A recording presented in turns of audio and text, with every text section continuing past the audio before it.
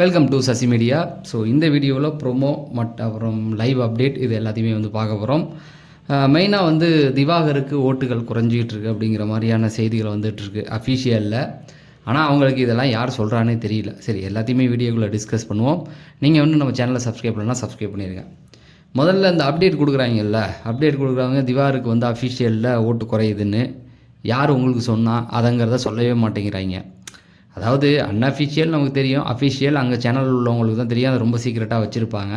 அப்படி சொன்னாலும் அதுக்கான விளக்கங்கள் சரியாக கொடுக்கறதில்ல. இவங்க வாட்டுக்கு ஏதாவது கிளப்பி விட்டு போயிடுறாங்க. சரி, அது ஒரு பக்கம் இருந்தாலும் சவரிக்கான ஓட்டுகள் அதிகரிச்சுக்கிட்டு இருக்குது அப்படிங்கிற மாதிரியும் சொல்கிறாங்க. சவரிக்கு சோஷியல் மீடியாவில் இன்ஃப்ளூயன்ஸ் அதிகமாக இருக்குது, அது பார்க்கும்போதே தெரியுது. சவரி அவருக்கு இப்போ வாக்களிக்கிறவங்க அதிகமாக ஆகிட்டு வராங்க அப்படிங்கிறது நல்லாவே தெரியுது. அவரை இப்போ உங்கள் வாக்கு யாருக்கு அப்படின்னு போட்டு கேட்டால் அந்த சேனலில் அதிக மக்கள் சவரிக்கு கொடுக்குறாங்க. சவரி தான் அதிக பேர் அந்த சப்ஸ்கிரைபர் சொல்கிறாங்க. அதனால் அந்த சேனலோடைய ஓனர்ஸ் என்ன பண்ணுறாங்க, உடனே அப்படியே ஒரு கட்டுக்கதையை அவுத்து விட ஆரம்பிக்கிறாங்க. வியூஸ் ஏறணும் இல்லையா? சரி, அது ஒன்று பண்ணிட்டு போங்க, ஒன்றும் பிரச்சனை இல்லை. ஏன்னா திவாகர் முதல் பொசிஷன் வர அளவுக்கு அவர் ஒன்றும் பண்ண மாட்டுறாரு. இப்போ ஏதாவது சம்பவம் 2 சம்பவம் நடந்தது, அதுக்கப்புறமேட்டுக்கு அப்படியே அமைதியாக உக்காந்துட்டார். இன்றைக்கெலாம் லைவில் பிரவீனுக்கு கை கால் அமுக்கி விட்டுக்கிட்டு இருக்காரு. அதில் என்னென்னா நம்ம அரோரா அவரை என் கண்ணை பாரு என் கண்ணை பாருன்றாங்க. அவர் இல்லை நான் பார்க்க மாட்டேன், என் மைண்டு டைவெர்ட் ஆயிரும் அப்படின்னு சொல்லி போயிட்டே இருக்கார். எந்த பொண்ணு தொடர்ந்து போய் வம்பளக்குது. என்ன அப்படின்னா இது என்ன கேட்டகிரின்னே புரியல. அந்த பொண்ணு என்ன யாரை பார்த்தாலும் என்னை பார்த்து பேசி என் கண்ணை பார்த்து பேசி, இந்த பக்கம் துஷார், கமருதீன், திவாகர். ஸோ இது எல்லாமே திவாகருடைய ஓட்டுகளை தன் பக்கம் இழுக்கிறதுக்கு தான். தொடர்ந்து இந்த லைவில் அப்படி வரும்பொழுது திவாகர் அதை புரிஞ்சுக்கிட்டாரா இல்லையான்னு தெரியல. பட் ஆனால் அதை அவாய்ட் பண்ணுறாரு. அவர் ஒரு சில விஷயம்லாம் நல்லா கவனித்து பார்த்தீங்கன்னா, எங்கே சில விஷயங்களை அவாய்ட் பண்ணுமோ அவாய்ட் பண்ணிட்டு வெளில வராரு. ஒரு சில விஷயங்கள்லாம் இம்பார்ட்டன்ட் கொடுக்க மாட்டார், கடந்து வராரு. அதெல்லாம் அவர் கரெக்டாக தெரிஞ்சு வச்சுருக்காரு அப்படின்னு சொல்லலாம். சரி, இது ஒன்று போகுது. காலையில் என்ன நடந்தது அப்படின்னு பார்த்தீங்கன்னா, நேற்று நைட்டே பார்த்துருப்பீங்க, 1 hour எபிசோடில் போட்டு கட்டிப்பிடி வைத்தியம்தான். முதல்ல இந்த பக்கம் எஃப்ஜே, துஷார், இவனுங்க 2 பேரும் செமையாக மாட்ட போகிறாங்கன்றது நல்லா தெரிஞ்சு போச்சு. ஆனால் துஷார் ஓரளவுக்கு அதுலேருந்து வெளியில் வரதான் ட்ரை பண்ணுறாரு, ஸ்கோப் கொடுக்கல. ஆனாலும் அங்கங்கே ஒரு சில சம்பவங்கள் நடந்துருது. அந்த சம்பவத்தின் விளைவாக என்ன நடக்குது அப்படின்னு பார்த்தீங்கன்னா, இன்றைக்கி 2 ப்ரொமோலையும் துஷாரோடைய ஆட்டம் பங்களிப்பு நிறையாவே இருக்குதுன்னு சொல்லலாம். துஷாரை பொறுத்த வரைக்கும் என்னாச்சு அப்படின்னா, அவரும் விதி மீறல் நிறைய பண்ணிகிட்டு இருக்கார். அவரே ஒரு கேப்டன் மாதிரி கிடையாது. 2வது அந்த அன்பு கேங்கை அவரால் ஃபேஸ் பண்ண முடியல பிக் பாஸ் வீட்டை. அவர் என்ன ஆகுறாரு அப்படின்னா, அவங்க சொல்கிறதுக்கு வந்துடுறாரு.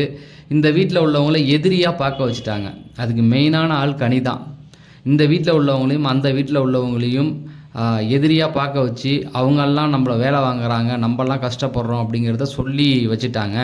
ஆக்சுவலாக அது அப்படி கிடையாது. கனியோடைய அந்த சுயநலம், ஏன்னா விஜே பார்வதி அங்கே இருக்காங்க, இன்னும் அவங்களுக்கு பிடிக்காதவங்களாம் அங்கே இருக்கிறதுனால அந்த வீட்டை அவங்க எதிரியாகவே கொண்டு வராங்க.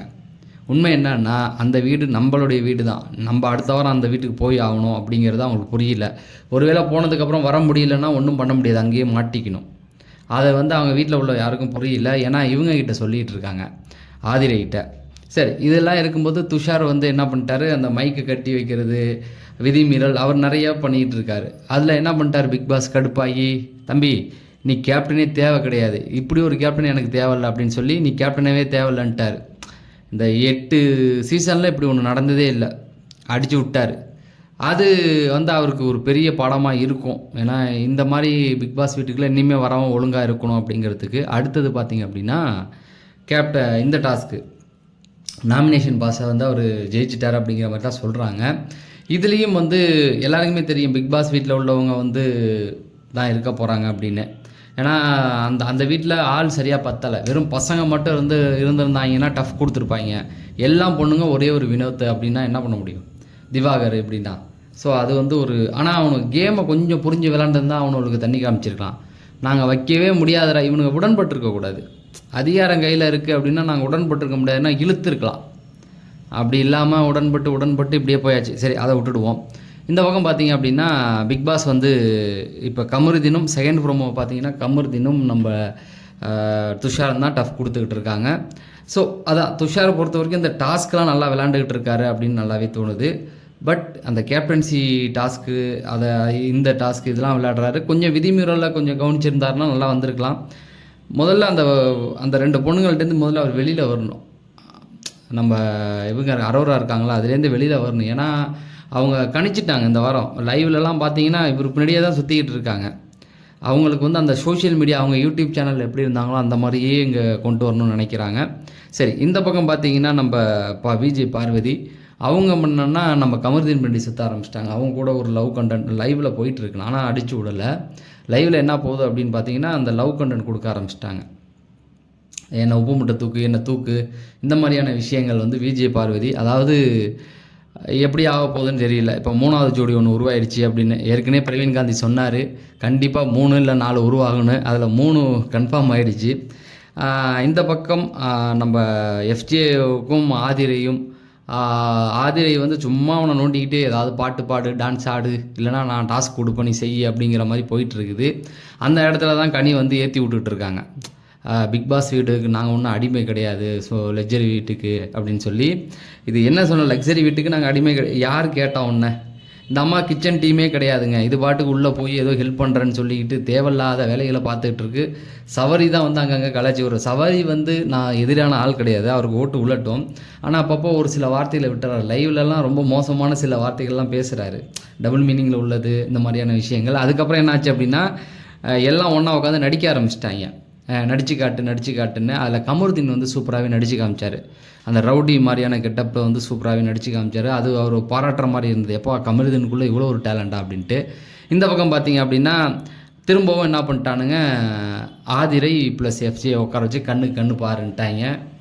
அப்போ தான் இவர் அதுங்க ரெண்டும் உட்காந்து கண்ணை சேமி பார்க்குது. உடனே சபரி சொன்னாப்புல, நம்மளாம் ஏஞ்சி வெளில போயிடலாமா அப்படின்னு. அதுக்கு ஒரு சிரிப்பு. அதுக்கு அர்த்தம் உங்களுக்கே புரியும்னு நினைக்கிறேன். இந்த மாதிரி தான் சபரி வந்து இடையில விடுறாரு. பட் ஆனால் அன்அஃபிஷியலில் வாட்டர் மிலனுக்கு ஈக்குவல் அவருக்கு கிடையாது. அஃபிஷியலாக அவர் லீடிங்கில் வந்துக்கிட்டு இருக்காரு அப்படிங்கிற மாதிரி சொல்கிறாங்க. வரதும் நல்லதான். ஏன்னா வாட்டர் மிலனால் ஒரு குறிப்பிட்ட ரேஞ்சுக்கு மேலே ஒரு கேம் ஆட முடியாது, அது நமக்கே நல்லா தெரியும். பட் இப்படியே உட்காந்துருந்து மக்கள் செல்வாக்கில் ஓட்டு வாங்குறதும் தப்பு தான். அவர் கேம் ஆடுறாரு, கொஞ்சம் டஃப் கொடுக்குறாருன்னா ஓகே. இப்போ சபரியால் டஃப் கொடுக்க முடியும். இப்போ கேம் விளாடுறது, இப்போ கடைசி கேமில் அவர் தான் வெளில வந்திருக்காரு. இப்போ 3வது இடத்துல வரைக்கும் வராரு இல்லையா, அதனால் டஃப் கொடுத்து விளாடுறது இதெல்லாம் ஒரு பக்கம் இருந்தாலும் 50 நாள் ஆகும். நமக்கான ஒரு பிளேயரை நம்ம தேர்ந்தெடுக்க ஒரு 2-3 வாட்டி விஜய் சேதுபதிகிட்ட வாங்கி மக்களை வந்து பார்த்து இந்த மாதம் முடியட்டும். நவம்பருக்கு இப்போ நவம்பர் போயிட்டுருக்கா, அக்டோபர் போயிட்டு நவம்பரில் தான் நமக்கே தெரியும் ஓகே இவர் நம்ம நம்பலான்ட்டு. இப்போ எல்லாருமே வந்து கேட்குறாங்க உங்களுக்கு யாரை பிடிக்கும், யாருமே இப்போ பிடிக்க நம்பி சொல்ல முடியாது. இப்போ விஜய் பார்வதி ஒரு டஃப் கொடுப்பாங்கன்னு பார்த்தா இப்போ லவ் கண்டென்ட்டில் நுழைஞ்சிட்டாங்க. அது பாட்டுக்கு ஒரு தனியாக போயிட்டுருக்குது. இப்படி தான் போயிட்டுருக்குது. மற்றபடி வீட்டுக்குள்ளே பார்த்திங்கன்னா இந்த வியானா, அதுக்கப்புறம் சுபிக்ஷா, ரம்யா, இவங்கெல்லாம் வந்து எந்த ஒரு இதுக்குமே வரல.